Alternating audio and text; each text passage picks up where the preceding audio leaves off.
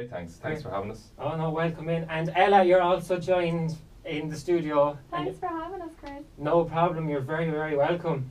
So I just want to quickly come to you first because I'm good friends with Barry, so I want to get a proper introduction with yourself. Okay. So tell us a bit about yourself.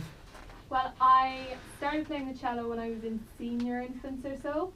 I stopped then, as most like 12-year-olds do, just before going into secondary school. Yeah. Picked it up again, and I've been playing it ever since. I mostly played in like orchestras and gigs and things until a couple of years ago. When I started playing with like different session bands and session musicians and things like that, and then I bumped into Barry. I have to send you a sympathy card for that because I know the bumps into Barry. I know. it's downhill from there. You didn't let her finish. Let's hear what she has to say. No. Yeah. So you're a part of Barry's winter tour. I am, yeah. So why? I have to ask, why the cello? Was it just one that you liked, or? It was my senior infants teacher. Okay. Her daughter was doing music in college at the time, and Right. she was looking to have some people to practice giving lessons on, and she just my senior infants teacher said, "Oh, Ella's musical, get her a cello and away you go." Oh wow. Yeah, and now Alison's actually playing a lot on like the Nathan Carter show and a lot on RTE, so she's flying. Oh, nice one. Yeah. So you've been learned by the best. So. Oh yes. Oh yes. Now, Barry, I have a bone to pick with you, actually. How long is it since my last confession? You made a holy show of me on the wireless up in Dublin's FM 104. Did I? Yes, you did. And I have a clip courtesy of FM 104. Uh-oh. So here we go, guys. This is what Barry is truly like. I actually have a request in here coming in. It's from Chris Sherlock. He says, "Hey guys, song request for Barry J. His Galway people want to hear him sing his fab cover of Take Me to Church by Hosier. They brought the house down here in Galway, and Barry will explain the rest." It sounds like... it's so hard to explain, Chris Sherlock. It's 10:30 now. We really don't have enough time to explain that chap. Now. Well, there's nothing there that's bad. Well, now, Ella, this is what he's truly like, right? And listeners that are listening, he slated me there. And then further into the interview, as he finished. Yes, you did, because we also have a clip, courtesy of FM 104. Listen to this, guys. That'll be over in the West, doing the Galway Fringe. So Chris Sherlock is probably going to come busting through the door then to give me some bad manners. So yeah. Yeah, busting through the doors, I have you know. Yeah. And that you did? Did I? I'm sure you were there anyway. I did, yeah, I think I was. No, truly, guys, he probably has the best interpretation of me there. Oh my God. You're right. The title of your latest album is Acoustic, Live and Honest. And so this is kind of what you were aiming to get to, the intimate gigs and all that kind of stuff. Absolutely. Which is fair enough, you know. You have to change it about and do things like that. Yeah, I'm working on other projects then for the new year. Actually, a brother of Ella's, Adam Englishby, is working on a remix of a track that I released last year called Ballad of a Troubadour. Right. So there's kind of a dance vibe to that, and Greg Clifford did a remix of Crying Shame as well. So I'm trying out new avenues of music, stuff that I wouldn't be used to, but the guys that are doing the remixes are phenomenal. You know, they're really good at what they do, so I'm letting them work away. So yeah, it's going to take it in a couple of different avenues, a couple of different angles next year. See what I can come up with. There's a good few songs on this latest album too. Crying Shame is the remix, isn't it? No, that's the acoustic version. Oh, the acoustic version. Yeah. And then you have the Ballad of Troubadour, as you said, Replace. You have a couple of covers on here as well, as much as the Guide Me Home that you heard earlier. Yeah. You have Michael Jackson, The Way You Make Me Feel.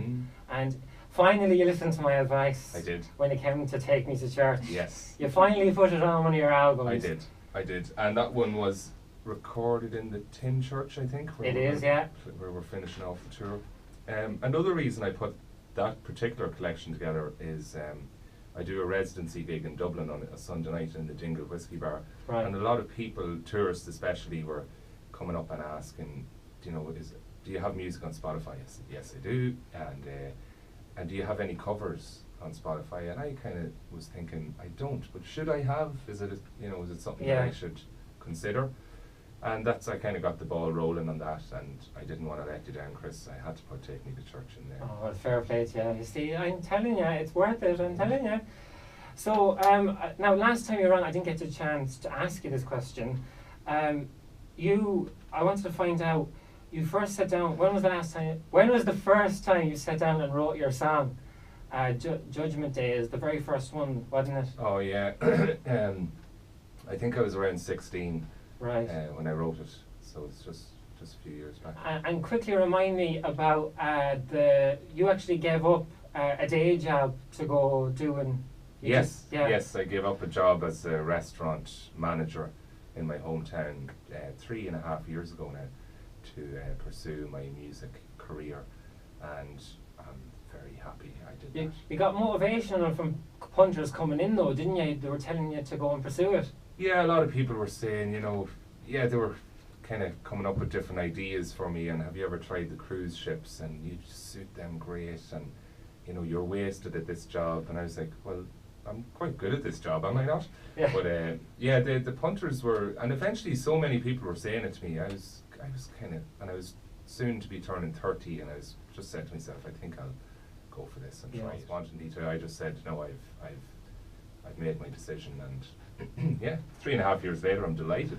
Yeah. With best decision, you think? Yeah. Yeah, absolutely. Yeah. So after you done that, what was kind of going through your mind when you were like starting all this up? Were you thinking, will it fail? Will it stay? Yeah, I was thinking all them things. I was thinking, I've come to the age of 30. I don't drive. I'm now 34. I still don't drive, and people are amazed at how do you get around the country, but we still do it. We've done the tour without driving, so I suppose in a way, to be honest, that it does kind of determine where I gig, with regard to bus and train routes, But but it's all good, Fair enough. Now I have to ask, because you're always on the road. You're always doing some sort of tour. You're here and there. And I'm sure you've experienced this as well. So I want to know, what's your favourite, say, bus station or service station where you might stop? This is a new trend apparently, where this is what people want to know. Okay. Lord knows why, but they do. Did somebody ask? No, this isn't. This is just a general question. Okay. Well, there's. We do have questions in, by the way, but we can't. None of them. There's no bus station in the country that I enjoy stopping at. So I think that's the answer to that. Although I wrote. Actually, the song you just played, Guide Me Home, the lyrics of that were written in Busaurus. See what I was getting to here, you see. There's a method to my madness. Yeah, but come on, bus stations in general are not the most friendly or comfortable of places. Well, I've had people on that said that they're fantastic. Even service stations, when they pull over, they have sometimes the best crack. Oh, service stations, yeah, absolutely, like that, yeah. Like if I'm travelling with friends, the Apple Green is always good. Yeah. Yeah. Oh, fair enough. Good. Finally got an answer out of it. Yeah, sorry. I thought you were on about bus stations, and instantly I thought of Busaurus, and it's just a hellhole, let's be honest. Yeah. Well, I can't say too much. Go on, as I want Chris, to. go on. No, I can't. I'd be sued. You were saying earlier about Spotify. Social media is important to you, as long with these platforms. Now, you recently got verified on Spotify, didn't you? Yeah, that's right. Yeah, I kind of filled out that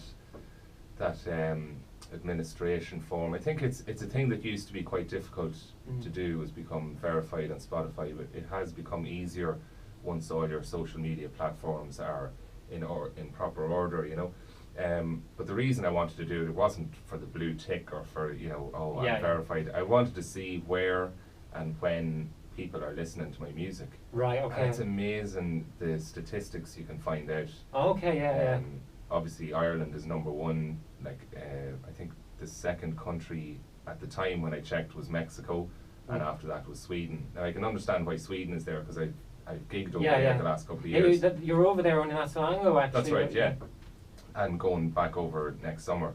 But apparently people in Mexico love my music. Really? Yeah. And can they understand you? Spotify. Can they understand me? Yeah. Yeah, I'm sure they can. Jesus. Well, music is a universal language. Well, that's true, yeah. You know? Yeah, that's true. Yeah. I got up early today, Chris. You're not the only You're not going to get me today, absolutely. Now, as we do on this show, I like to do a bit of promo beforehand and get people to ask questions. And we've actually had a good few questions come in. Actually. And I'm actually not joking. Okay. I think you paid half of these, to be honest. No, No, I think... Have you paid anyone, Ella? Not that I know of. No. Right, okay, well... I hope you've questions for Ella now as well. Don't be... There's one or two, actually. Oh, so, yeah, you're not the lonesome soldier. No. So, firstly, Cian O'Reilly, I think I have his name right, has asked me, would you ever busk on the Dublin streets? Good question. Hi, Cian. I have done when I was younger. Yeah. I think it was during my college days, and I took a notion one day to go into Dublin City, but I really wasn't prepared for it, if I'm quite honest. Yeah. And I think there was two guys that I haven't seen them in years and years, but they just came down the street and said that was their spot, and to get off their turf, and that just totally threw me off the idea ever since. I've never, really? Yeah, I busked with Greg and Ian in Galway here during earlier on in the year in March, but I've never busked since. Okay, fair enough. I should, and even we were saying today with myself and Ella, we're going through Eyre Square looking at the markets. Yeah. It'd be a lovely place to busk today. Yeah, I suppose time is always on the... Yeah, it's something that I'm definitely going to try push myself to do in the future is go busking. Because it's something you can do then in every city. Yeah, especially, and if you have fine weather, sure it'll go well with that as well, especially in the summer months. Like. But I'd say Cian O'Reilly could be busking now before I am. I get that vibe from Cian that he is a musician or getting to be a musician or something, because he also asks, would you ever write a song for another artist? I'd love to. Yeah. I'd love to. Maybe I could write one for him. Yeah, maybe that's what he's hinting at. I've been asked that actually a few times recently. Yeah? I've definitely a couple of people that I'm hoping to work with in the new year. A couple of female artists in Ireland that have kind of approached me, and a fellow singer-songwriter from Cork as well, Colin Deedy, has approached me about maybe collaborating. Not necessarily writing for each other, but collaborating and co-writing, I suppose. All right, fair enough. And would it take you long then to write a song? Me personally, it does. It does take me a while. It goes through a couple of stages in my head before it goes onto paper, and then I get it onto paper, and then I scrap it, and then I start again, and you know. Yeah, it's one of those things can head like work. Yeah, and then another song, like a new song I have diving in, it just kind of comes to me then, you know. All right. Also, Kieran Busby has wrote in, and he said, here's a question for the talented music man and all-round superstar Barry J. Hughes, and you've definitely paid this guy. You've definitely paid him. Well, I used to pay him because he used to work for me in the restaurant. All right. So technically, yeah. Oh, Kieran, you know to butter a guy up. He wants to know, what's the toughest gig or crowd you've ever played? Ooh. And if you had any anxiety, how did you overcome it? I've done, like, I suppose it's no secret as a singer-songwriter you have to do, you know, your cover gigs to kind of keep you going in bars and restaurants and stuff like that. So I enjoy those type of gigs. If I'm playing my own show, there's no anxiety, there's no tough crowd. It's just people are there to listen to your concert or your gig. Cover gigs can be quite tough at times, you know. They might be, when the requests start coming in and you may not know that certain Derek Ryan song or that B-side of Nathan Carter if he does B-sides. You know, it's just stuff like that it's kind of hard to throw at people.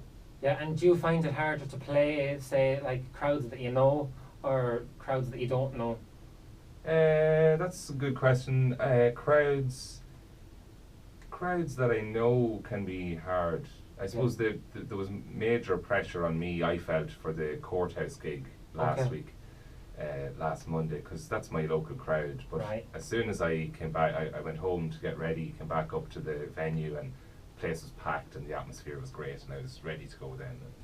But I've always Ella beside me going, sure, look, it'll be fine, don't stress, don't worry about anything. And that's she's like right. my catchphrase. Yeah. And she's right. Yeah, no, I think so. Yeah. Like you do worry a lot, like, and yeah, but like, but that's the nature of the game. It is, yeah, but it's good to worry as well. At least you're a bit normal. Yeah, Yeah. I am a little bit normal. Now, Kieran also asks, now I think this is a very good question, I have to give that to him, he's kind of done my work for me here. I know what you're about to say, Hughes, and I'm telling you. In One Petal Down, the use of the colours in the lyrics and whatever paints a beautiful picture, he wants to pardon the pun there. But does that have a deeper meaning regarding mental health? Because I'm referring to the lyrics, purple me up, I'm feeling blue, the one drop of red. Yeah, that's a very very good question. There's a bit of a hidden, not a hidden meaning. There's a bit of a hidden message in there somewhere. That's why I use colours to kind of, I suppose, to brighten up the lyric of the song and not have it so kind of somber. But yeah, like Kieran's good because we've spoken about this before. Oh really? Okay. And I think he asked me that question on a show that he does for his own college actually. Okay, right. He does a show called oh god, I can't think of the name of it. But he has guest musicians in, and he's touched on that question before. But yeah, the song is written about being comfortable in your own skin, and there would be a slight hint of subjects like depression and equality and stuff like that. So I was kind of bringing a lot of issues to the fore and to talk about them. Not necessarily personal, but can be taken up. Whatever way it's incorporated. Exactly. Right, fair enough. Thanks, Kieran, for those questions. And Keane, we also have someone else in here. And I just have to do this because I'm a bit sweaty here in the studio. So, I've just took off my jumper, folks, for those at home that are listening into this. And I from very nice people, I got a very nice T-shirt, and you'll see it in the photograph later on that we take for the podcast. And it's the T-shirt from D-Day. And it brings me to my next few questions from Dara White, who is the lead singer in D-Day. And the question, Barry, we all want to know, Barry or lions? Barry's or lions? Tea bags now. Love it. Definitely. What did we? I think we were a lions household. Right. Okay. Yeah. Now I'm more of a coffee man, but lions. Yeah. Oh, okay. What a great question, though, Dara. Yeah. And I must say, the T-shirt is better than any T-shirt I ever got from D-Day. Yeah. That's okay. But you see, nice people give you nice things, isn't it? Well, he is a nice guy. So which of your songs came together the quickest, and which is the slowest? Because he struggles with this, putting songs together, he says. I think probably Falling Moon actually came together the quickest. Right. I sat down at the piano one night to write that. And I had that basically written in a few hours. Okay. Sitting at the piano, which is unusual for me because it's usually guitar I would pick up for songwriting. So Falling Moon, I think, is the quickest that came. Yeah. Fair enough. Now he also asks, because I had this in my script as well. When is this Wallace Bird and Barry J collaboration going to happen? I don't know, man. Great question. Yeah, that would be just heaven. I've met Wallace Bird and she's a lovely girl. She's just a top girl. I'd love to work with her. Yeah. Love to work with her. She's an amazing artist. She inspires me so much. But I suppose, look, there's a Wallace Bird cover on the album, so to tie that in, and Wallace, if you're listening, this guy would love to do a duet with you. Come on, Wallace. Let's do it. Like what you've heard here, well, check out more interviews on, of course, my Mixcloud account, Chris Sherlock Show. And if you want to find out more, you can find me on Facebook simply by searching Chris Sherlock on the wireless.